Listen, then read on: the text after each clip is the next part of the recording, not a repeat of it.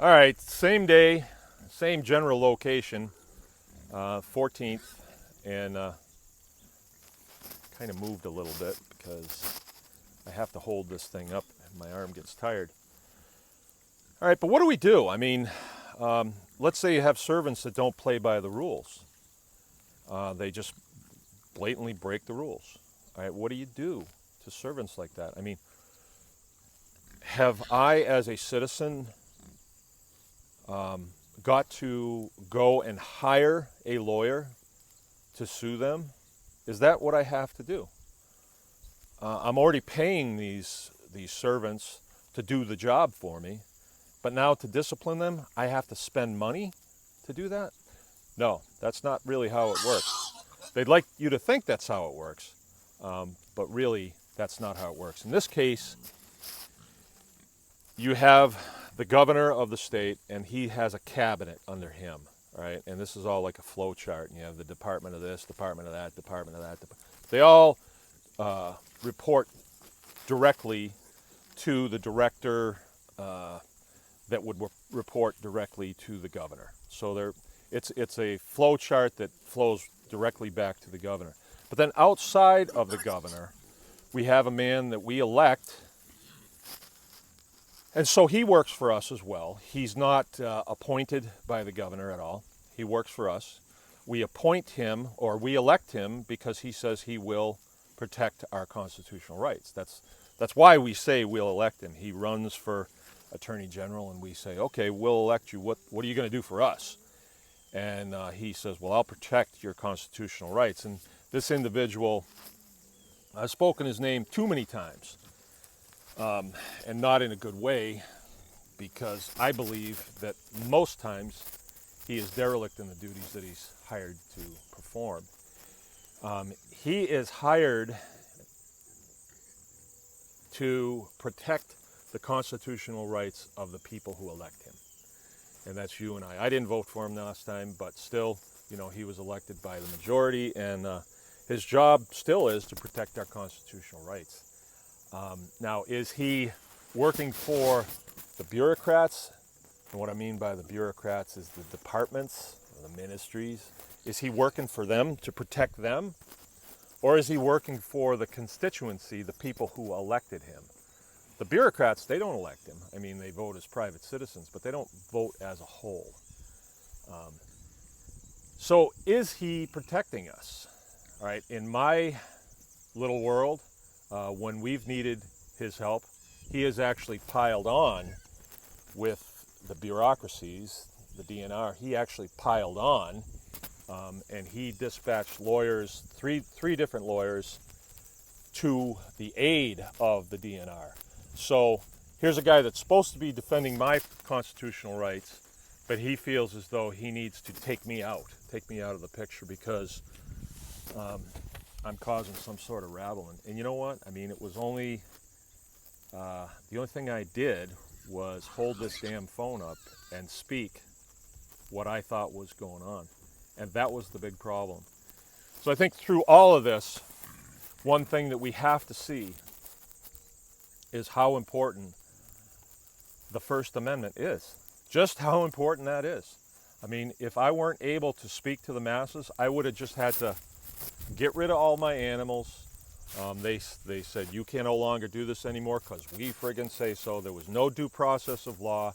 It was just the Department of Agriculture came up with this idea that feral swine is a big problem in the state of Michigan. Nobody ever sees them. And when push came to shove and we were going to go to a court of law, they had no evidence. So they had to get the case dismissed. And it was Bill Schuette's office, Harry Martin, that actually got that case dismissed. It was a travesty of liberty, because in that court, before that jury, we would have pressed the DNR to produce evidence that there is a feral swine problem in the state of Michigan, and they knew they couldn't, so they moved to get the case dismissed. And that came right from the Attorney General's office to a local judge to do that. Pretty bad, pretty sleazy, pretty out in the open, but that's kind of how they were doing business. And you know why they do business that way? Because nobody calls them on it. The servants come in late for work. leave early and nobody calls them on it. Well, that's our fault. That's not their fault. If I have people that work for me and they show up a half an hour late and leave a half hour early and I don't say anything to them, that's me. That's on me, the employer. And so our First Amendment is what we have to bring them into compliance. And that's one of the things they love to say. We're going to bring you into compliance. We need to bring them into compliance with what? The U.S. Constitution, the Bill of Rights. But if you don't know it, if you, the master, does not know at least the Bill of Rights, how can you expect your servants to live by it? How can you discipline them and put that in their face and say, look, son, you're not doing what you're supposed to do here? Unfortunately, in this case, the Attorney General is in a tough, well, maybe fortunately, he's in a tough position. He's running for governor right now. And so all eyes are on the Attorney General. Okay, you've got the Department of Agriculture that's trouncing this guy's Fifth Amendment rights, my Fifth Amendment rights, my right to life, liberty, and the pursuit of happiness. The pursuit of property, actually, is what it is. Pursuit of happiness, no, that's what it is, pursuit of happiness, sorry. And you have entities within the Department of Ag. They know who they are. We know who they are. And they are conspiring to destroy my business, to destroy my process. And I got a paper trail a mile long, got proof. So is the Attorney General going to say, well, Mark, you got to go get you a lawyer and sue them? Is that what he's going to say? Or after all this time, is he going to say, they're on to me, I better do my job? Well, that's where you come in, because he's not going to say they're on to me unless he knows we're on to him. Now, obviously, I'm on to him. And before this video hits sundown, there's going to be several thousand of you that are going to be on to him if you believe what I'm saying. But if you don't make a phone call, send an email, then they're not going to do anything. They're not going to do anything unless you got them by the short ones. Excuse my overtone there, but that's just the way it is. That's how they operate. They're not going to do what's right. We're expected to do what's right, but they're not going to do what's right. I'm sorry, but that's just the observation that I'm making here, and that's my experience with these people. So what do you do? Here, it's really easy.